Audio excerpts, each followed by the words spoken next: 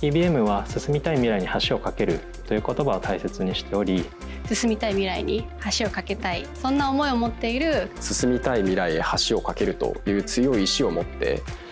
考え抜くこと、やり抜くことを大切にしています。TBM は進みたい未来に橋を架けるという言葉を大切にしており、非常に大きなサステナビリティ革命というチャレンジに向かって TBM 一丸となって取り組んでいます。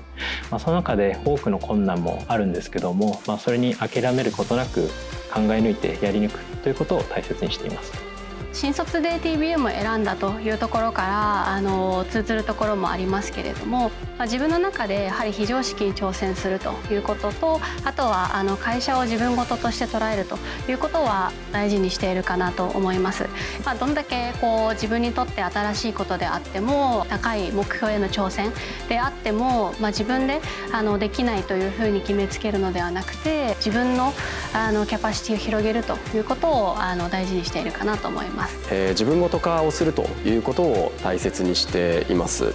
TBM はまだまだスタートアップなので、会社の成長と自分自身の成長を紐付けながらですね、日々の活動をしていくということが会社にとっても最も貢献ができると思いますし、自分自身の成長にも大きくつながっていくと感じています。